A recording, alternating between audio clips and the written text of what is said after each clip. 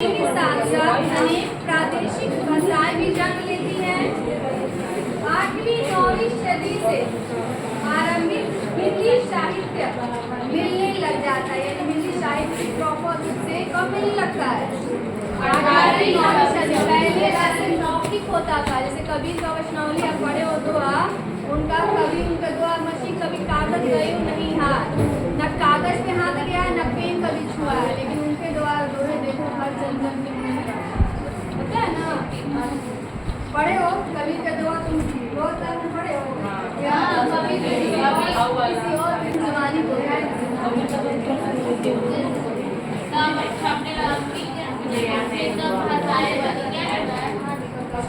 आदि कवि।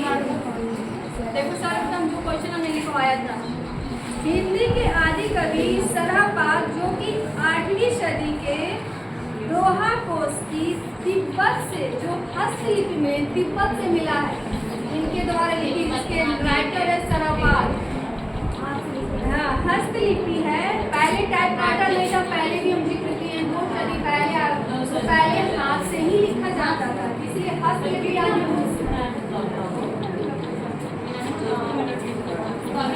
लिपि है वह 10वीं 11वीं सदी की लिपि में लिखी गई है। नेपाल से और भारत के जैन भंडारों से भी इस काल की बहुत सारी हस्तलिपियां मिली है, यानी इनके द्वारा जो दोहा कोश मिला है वो नेपाल से भी मिला है। नेपाल के बगले में तो नेपाल से मिला, तिब्बत से मिला, और भारत के जैन भंडार जो जैन धर्म के संस्थापक है महावीर स्वामी, जानते हो महावीर स्वामी, जैन भंडार से भी इसके लेख मिले हैं।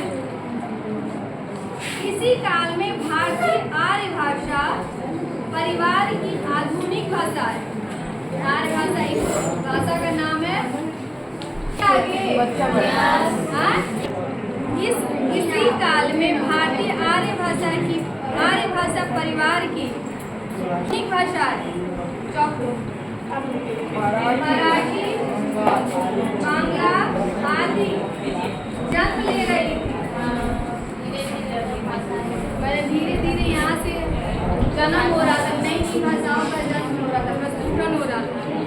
इसी समय से इन भाषाओं के लेख भी मिलने लग जाते हैं। इसी टाइम कौन सा टाइम है ये? 8वीं से 9वीं सदी। आगे बढ़ने फिर आते हैं फिर आते हैं दक्षिण भारत में। फिर दक्षिण भारत में ये क्या अपना क्या है, क्या बोल रहे हैं, जानने के कहाँ आते हैं, यहाँ पे क्या आ रहे हैं, क्या दक्षिण भारत में पुरातन मिलिट्री से क्यों आ रहे हैं? चलो घुमा रहे हैं, जैसे सोच रहे हैं देखेंगे ना हर जगह उनके ये बात है कि किस बिना पे आपने लिखा है, लेकिन आ जाएगा इन पे लेने के देने पड़ जाएंगे। चल दक्षिण भारत की द्रविड़ भाषा परिवार की भाषा है। द्रविड़ भाषा पारिवारिक होता है, एक आर्य भाषा हो गया, ये द्रविड़ भाषा दक्षिण साइड में, इसलिए द्रविड़ भाषा बोला गया। अब द्रविड़ भाषा में कौन कौन सी भाषा विशेषता में है? तमिल भाषा अधिक प्राचीन है। इन सभी भाषाओं में सबसे प्राचीन कोई भाषा है तो तमिल भाषा। लेकिन इन भाषाओं के लेख भी इसी समय से मिलने लग जाते हैं, यानी इस भाषा से भी निबंध लेख मिलने लग जाते हैं। किस भाषा?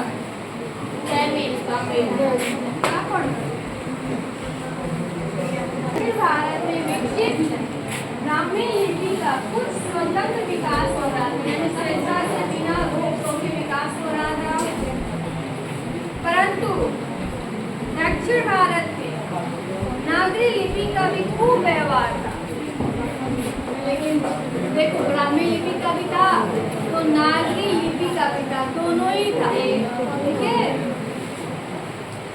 नागरी के आरंभिक लेख हमें विंध्य पर्वत के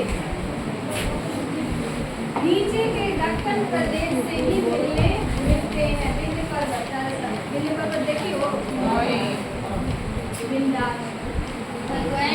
ज्योग्राफी में पढ़ा है कि नहीं पढ़ा?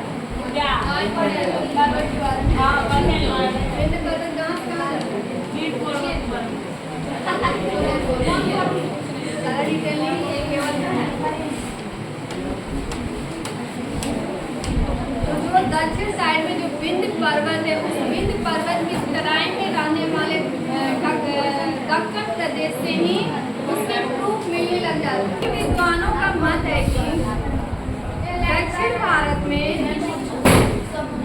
नागरी लिपि का प्राचीनतम लेख राजपूत राजा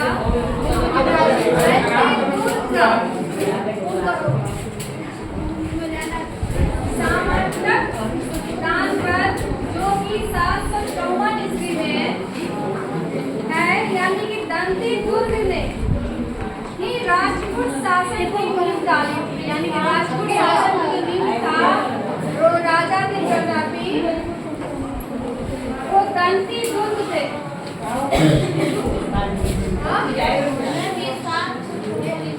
बहुत ही प्रतापी राजा था। इसके सामने अच्छे उनकी जैसे शिवसेना में थे ना, कौन थे? महाराष्ट्र में शिवसेना, उनका नाम बताओ। जैसे अभी तक उनका नाम लिया जाता है गर्व से, वैसे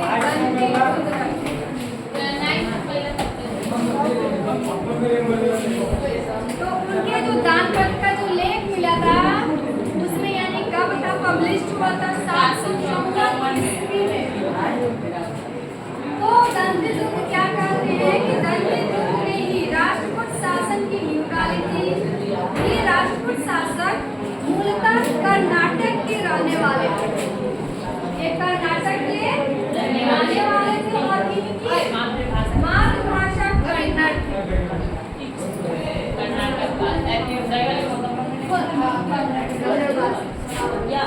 परंतु ये खानदेश विदर्भ में बस गए थे। खानदेश विदर्भ में बस गए थे।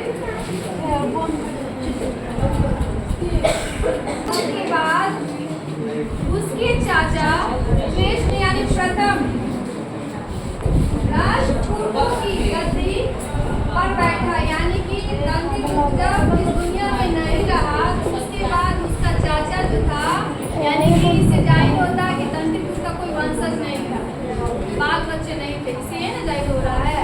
तो जब ये मर गया दंती दुर्ग, तो उसके चाचा कृष्ण जो प्रथम थे राजपूतों की गद्दी पर बैठे थे, राजा बना। और इसी कृष्ण के शासन काल में एलोरा जो प्राचीन बेलापुर यानी बैरुल में अनुपम कैलाश मंदिर पहाड़ को काटकर बनाया गया था। यानी एलोरा की गुफाएं अभी भी हैं।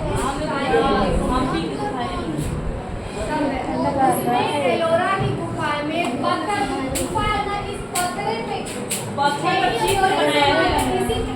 सभी देवी देवताओं का चित्र लिखा है, वहाँ की सभी बायोग्राफी लिखी हुई। उसके बाद सभी चीजें एलोरा की गुफाएं में आपको मिलेगा।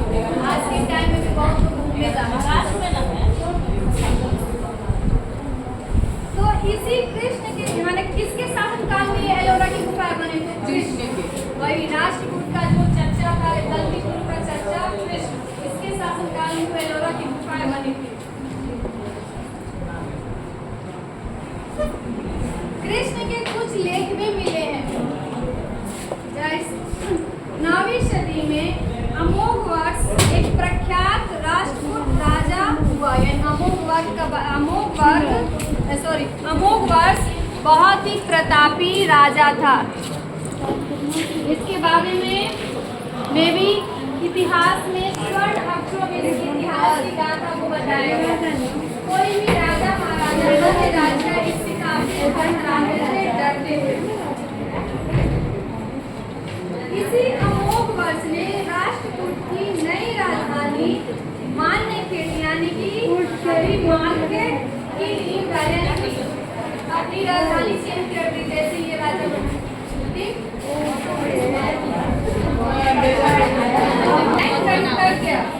महावीर नीरज मैडम को मूवी लेके आओ। नहीं, कहीं सा